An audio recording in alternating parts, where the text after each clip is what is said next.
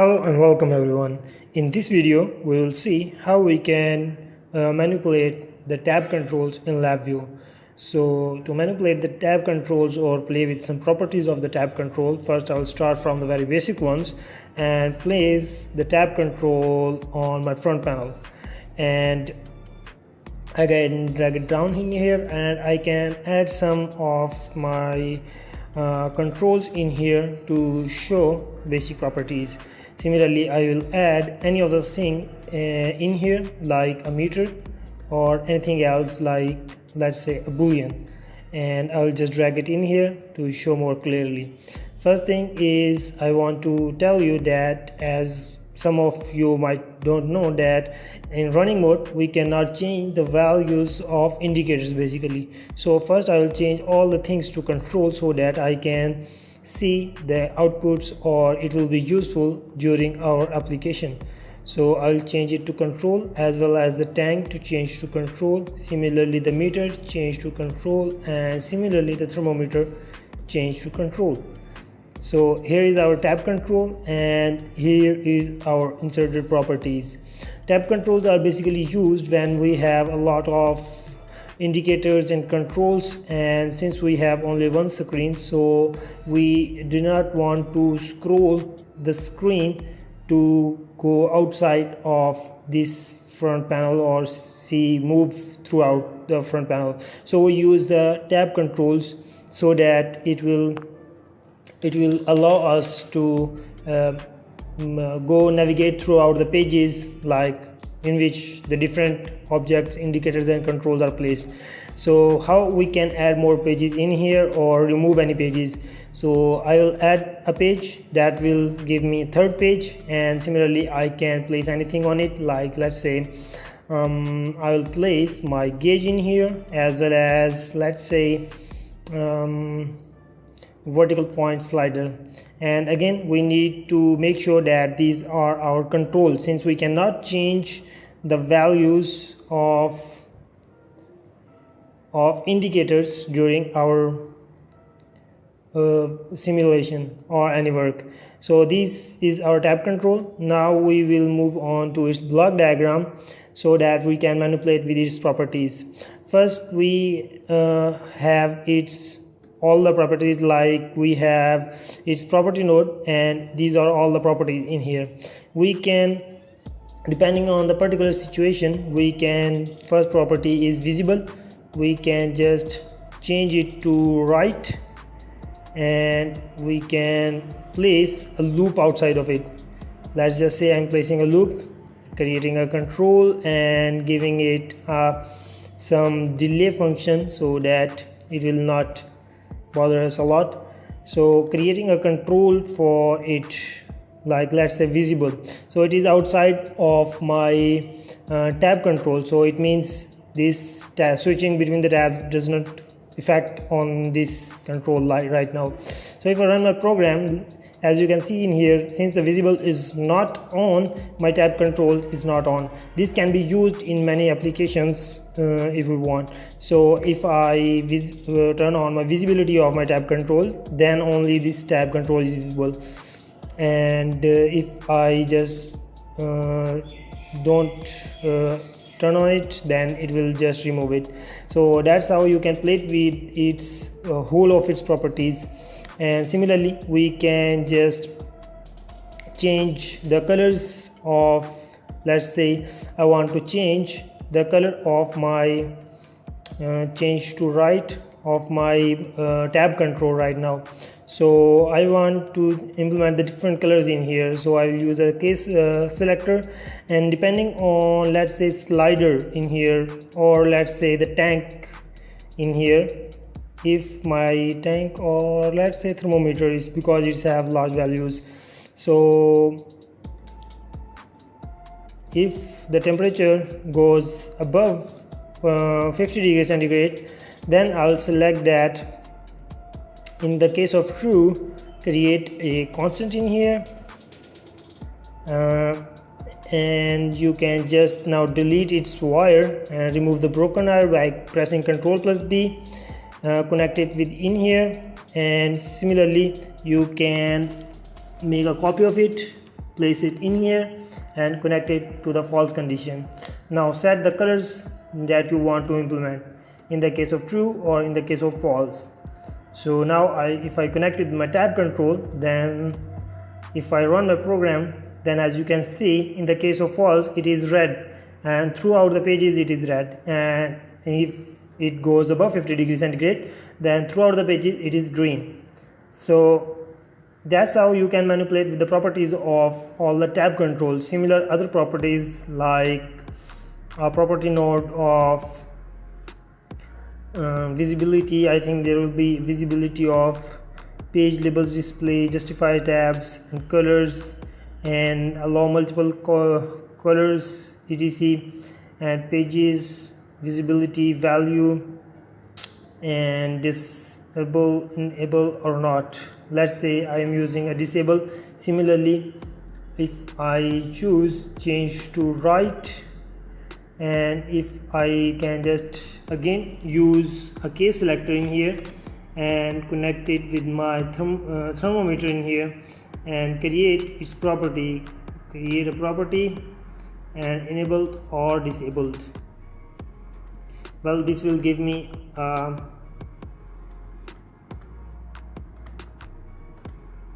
enabled, or let's say disabled and grayed out.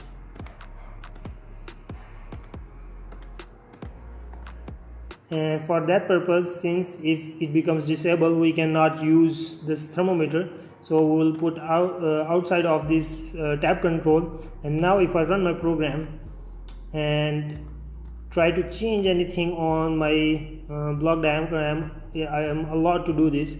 But if I go below 50 degrees centigrade, as you can see, all of the tab control is disabled as well as grayed out. It means I cannot change any of the thing on my tab control. So if I again go above 50 degrees centigrade, then it allows me to change the program. So that's how you can manipulate the properties of the tab control as a whole. Now we will see if we want to change the single page property of the tab control, then how we can do it. So let's just see. For that purpose, I will just delete this out, a whole portion of it, like all the other property nodes, and create a particular property node named as pages from the property node. So as pages in here, now this will give me as an array of all the pages available in this tab control. So what I will do is I will index this array and fetch out of each page from this array. So right now if the index is 0, which is automatically a 0, and if I pull it down in here, it will be the auto index 0 and it will be the auto indexed 1. So this will give me a page 1 and page 2. If I go in here, page 1 and page 2. So if it will give me the element of page 1 and page 2. Now to play with the single page property, we need basically a reference property node. So where we can find out a reference property node, we will find out in application control, and then we will place a reference property node in here. So if we attach the element, i.e. the reference of this our tab control, then it will give me the reference of the very first page. It means it will give me the reference of page number 1. So now if I just select a property, let's just say I want to change its colors, FG color, and change it to right.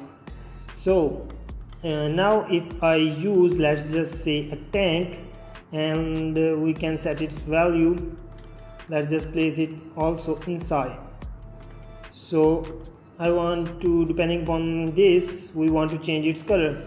So I will just choose a case selector and select it in here, create a constant and remove its wire again, because this is the easiest way to find out a color box, otherwise we have to navigate throughout the other properties. So I will just attach it in here, make a copy of it, and then again attach it in here.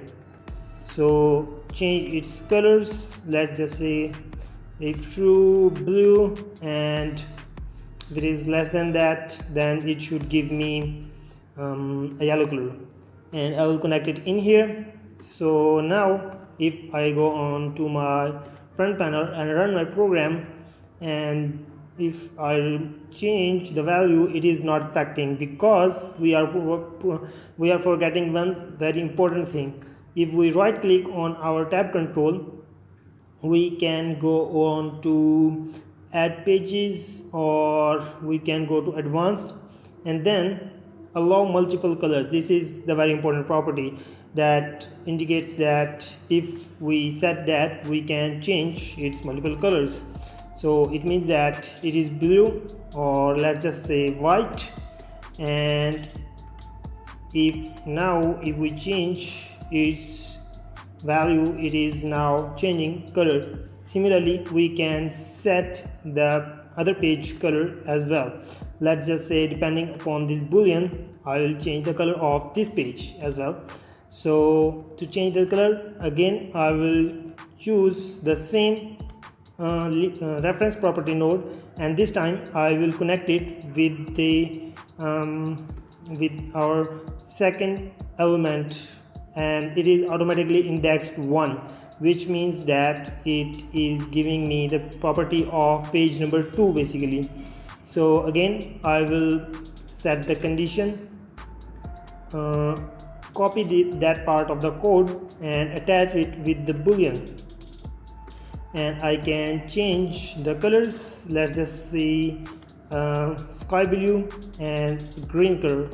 So now if I go on to my block diagram, there is some error in it. I can double click on it and connect it here. Now it is removed. So if I run my program right now, if I click on my boolean, it is now changing the color. And similarly, we can set the third page color, or we can now see another property node. Let's just say I want the property node as, again make a copy of it, and let's just now page enable state. So now I want to set the page enable or disable state. Let's just say, as for the third page, we have the gauge in here. So if the gauge value, let's just say, goes above some specific set points, let's just say if the gauge value goes greater than 5, then what I can do is I can create a constant, let's just say 5, and I will connect it in here as a case selector, and then I will create its constant, page enabled or disabled. So if it goes greater than 5, I can select, this is right now the second page property. If I clean up wire, use a clean up wire, clean up the whole process, then it is showing me right now that this process, basically where it is placed right now, this is here, this is giving me the page of very first page property.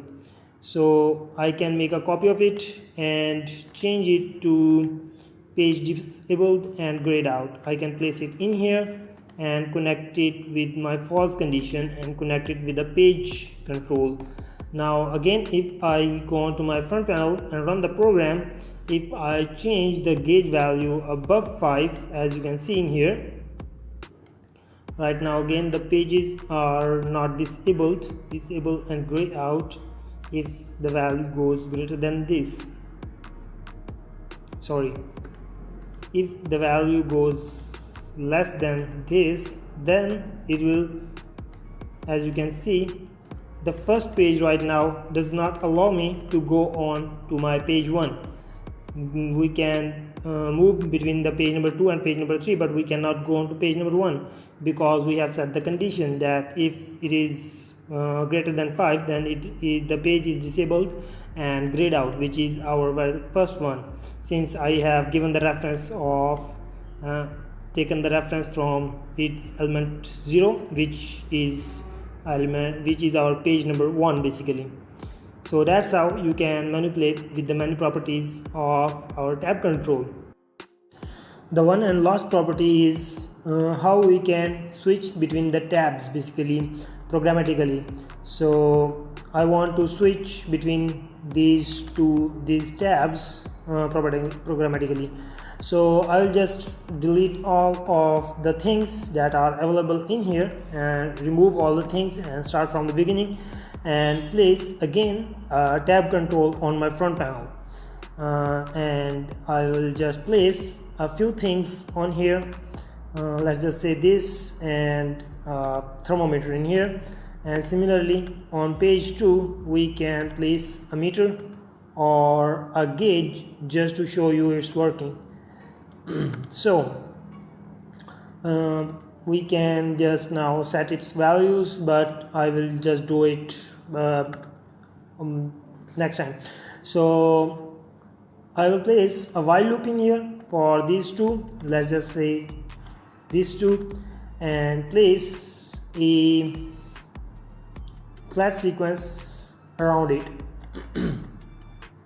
And then again I will add a frame after it, and I'll just drag it to another position and place a while loop inside of it as well. So if now I can create its local variable and create its constant as well. So this will give me the page 1, and I will connect it with the tab control local variable, make a copy of it by pressing Ctrl and just dragging it by clicking the left click and change. Now it's page 2, and then we can place its properties in here, like let's just say create a constant of 50, or we can just depending on some buttons basically. So we can set its property to 40 or something like that, but our main purpose is by using some of the buttons. So we will switch by using button. So I will use a button to switch between the states. So its mechanical action right now is latch when pressed, and similarly we can create another button and place it down the first button. So now we can use a view tools palette and set it to transparent like this, and now as you can see the whole thing is transparent. But right now one thing we are forgetting is we can change its color as well right now, and change visible items and convert it to tabs disability and its label. So again view its tool palette and select it to transparent, and select it to transparent right now.